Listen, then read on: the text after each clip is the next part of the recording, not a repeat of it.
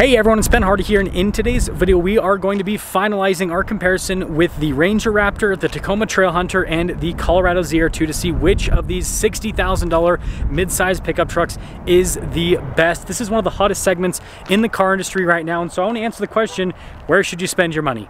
Now before we get into this video, I want to mention a couple things. So first off, huge shout out and thank you to the Carl Malone Ford and Chevy here in Park City for giving me some time with the Ranger Raptor and with the Colorado ZR2. Link to both of their websites in the description down below. They've got a lot of really cool cars. And then the other thing I wanted to note, this video is going to be less in depth on each of the vehicles. I do have side-by-side comparisons with the Ranger Raptor versus the ZR2, the Ranger Raptor versus the Trailhunter versus the ZR2. I will include all of those side-by-side comparisons in the description down below if you want to see a little bit more in depth side-by-side with all of the trucks. So with that being said, well, let's find out who wins.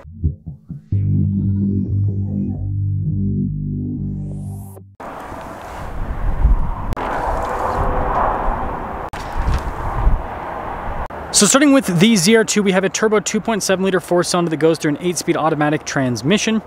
Now, fuel economy you can expect to get in the mid-teens with this.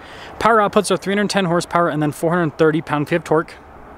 Now, popping over the Tacoma, we have a hybrid 2.4 liter turbocharged 4-cylinder that also goes through an 8-speed automatic transmission.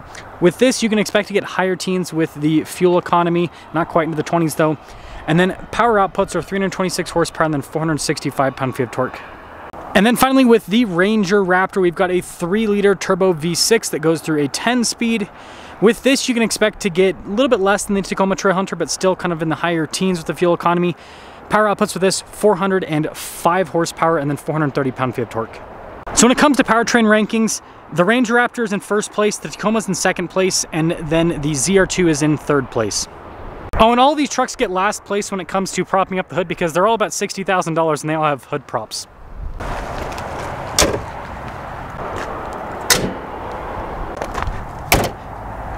Now before we move forward with this comparison, I do want to mention if you want to see more videos just like this, then I recommend you subscribe because I post content every single day.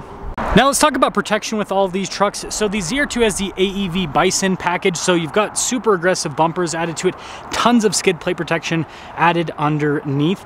Now with the Tacoma, we've got the Trailhunter package, which is for overlanding, and so you do have extra skid plate protection, everything added underneath, and both of these trucks have rock rail protection from the factory, which is really cool. Now the Ranger Raptor has this giant bash plate up front. We also have skid plate protection. Now we just have regular side steps. We don't have rock rails. So when it comes to protection, I'd put the Ranger in third place, I'd put the Tacoma in second place, and then I'd put the ZR2 in first place. Now when it comes to tire and wheel setup, the ZR2 has 35s, so 315 by 70 by 17 for the tire and wheel setup, and it's a really cool look. You guys can see here with the beadlock style wheels and very aggressive tires. Now the Tacoma is 265 by 70 by 18 with its setup, and I will say, I think these wheels actually look pretty cool on the Trailhunter package, but there's those and a little bit less aggressive. Now the Ranger's got 33s, they're actually a little bit under 33 technically, but 285 by 70 by 17, and you can see here with the wheels, they don't look bad or anything like that, but not quite as fancy as the other two. Now first place is pretty easy with this one, 35s on the Colorado, first place, right? Now second and third place is a little bit more difficult. So slightly wider tires on the Ford, smaller wheels, which is going to be better for off-roading. But this has, 18-inch wheels, still has the same 70 sidewall rating, so you actually kind of have a slightly larger diameter tire. It's actually not that much bigger. I mean, you look at them side by side, and the Toyota's tire is a little bit taller, but it's not that much taller. So I'm actually going to leave this one to a tie between the two trucks because there's pros and cons to both of their tires. But the KO3s in the Ford kind of gives it a little bit of an edge. So maybe we'll do second place, and this will be kind of like in between second and first in a way. Now, shocks and suspension are very important with off-roaders. We've got leaf springs with the Colorado Multimatic shocks. It's a multi-chamber system. It isn't an active system, but the multi-chamber system kind of mimics that. Really high-quality shocks. Now, the Tacoma has an Old Man Emu setup. It also has a coil suspension system in the back. So that's, the Old Man Emu is a really solid name in the off-road world.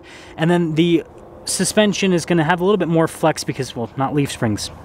And then finally we have the Ranger Raptors, which is probably the least visible out of the bunch. We've got live valve Fox shocks. We also have a multi-link system similar to what you have with the Toyota. So we got the most advanced shocks with the Ranger Raptor. Now, I'm going to give the Ranger Raptor first place in the shock / suspension department.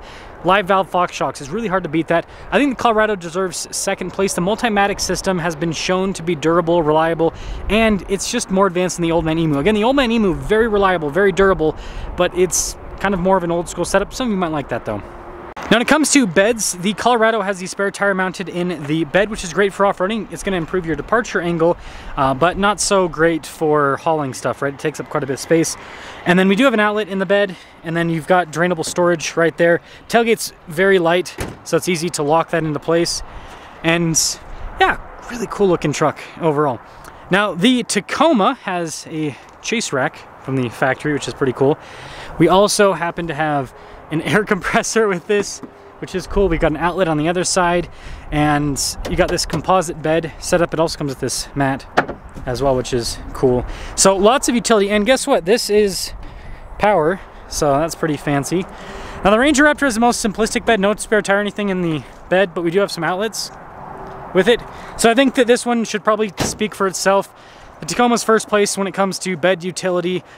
I would say that one's second, and then that one is third because, again, the tire robs the space. But again, it wins when it comes to departure angle because you got no spare tire there, whereas the spare tire on the Tacoma and the Ranger definitely gets in the way of departure angle. But at least all of these trucks, for the first time with a Toyota comparison, have recovery points.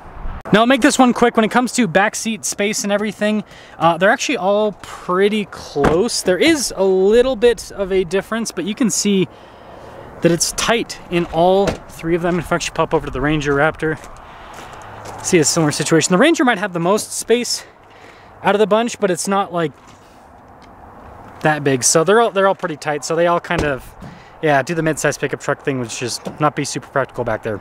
Now, when it comes to truck stuff, this has 1,344 pounds of payload. This is the Ranger Raptor, by the way, 5,500 pounds of towing. Now, the Tacoma Trailhunter has 1,215 pounds of payload and then about 6,000 pounds of towing. And then finally, the ZR2 Bison, 1,029 pounds of payload and then 5,500 pounds of towing capacity. Now let's compare the interiors of all three trucks. Let's start with the Ranger Raptor here. Full digital gauge cluster in the center. It's got some cool animations with it. So, you know, for example, when you change drive modes, it'll show a little Ranger animation there in the background, which is always fun. But aside from that, you got the cool red marker there at the top of the steering wheel. Very aggressive steering wheel, by the way. Paddle shifters there on the back end for the 10-speed. And then, of course, you got the Raptor logo there at the bottom. And then this does come with a 360 camera system. Because the vertical screen, it kind of limits the size of the system itself. And then we do have, you can see the trail cam, it'll pop up here in a second. It takes a second to load up sometimes. Front and rear locking differentials, you can see off-road cruise control. So it's got a lot of advanced off-road stuff on top of the shocks and all the other kit on the exterior. And it does have an advanced four-wheel drive system with 2-speed transfer case. That's for your off-road stuff. And then the seats here are really cool. Raptor there at the top. Nice aggressive bolstering on them. I'd say, generally speaking, comfortable seats overall. You've got a bunch of auxiliary switches to add items with it. No sunroof in this.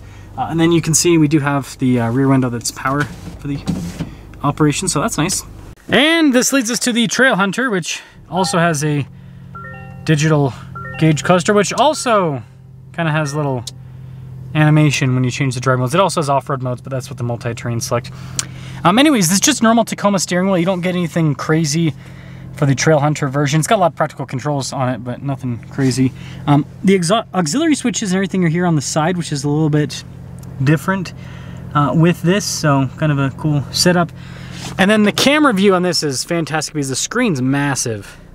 So really, really solid camera. I'd say this is the best out of the bunch when it comes to just how big the system is.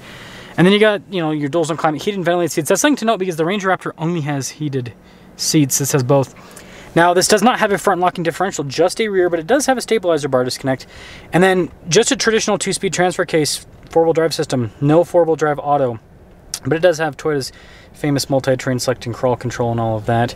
And it's got some cool elements inside. I mean, the seats are really cool, for example. They're not as crazy as the TRD Pro Tacoma seats, but they're still nice. I will say, overall, these are comfortable, not quite as comfortable as the Ranger or Raptor seats. You do have a camera rear view mirror with this, and then we do have a power sliding window in the back as well. And finally, we're in the Colorado, which also has full digital setup here in the center. But the drive mode animations actually happen here in the screen, not in the center gauge cluster. So when you change the drive modes, it gives you an animation here rather than in the center. But anyways, also like the Tacoma, no fancy steering wheel, just kind of like a regular setup here. But like the Tacoma, it's got a solid 360 camera system. Like I said, the views are good. It's just not quite as good as the Tacoma in terms of the sizing and everything, but it does have heated and ventilated seats, so that's a plus. Dual zone climate as well. And then like the Ford, it's got front and rear locking differentials. You can see the buttons for that right here. It also has an advanced four-wheel drive system as well, like the Ford, so that's a big plus. But funny enough, this is the only one out of the bunch that has a manual rear window, so it's a little bit different. These seats are really cool. AEV, nice trim down the center. These are probably the least comfortable out of the bunch. They're not uncomfortable by any means. Like all three of these trucks actually have comfortable seats, which is good. But these ones are just the firmest, and the bolstering is the least aggressive on them. So just a little bit of a different setup, but not a deal breaker, I'd say. Now finally, this gets us into pricing. So the Ranger Raptor is about $59K for the MSRP. That's about $65K, and then that's about $63K for the MSRP. So these two are actually pretty close in price, but that one is a little bit less expensive. So putting everything together, pricing, powertrain, off-road capability, luxury features, all that kind of stuff, everything that goes into these trucks, the ranking is going to be first place for the Colorado, second place for the Ranger, and third place for the Tacoma Trailhunter.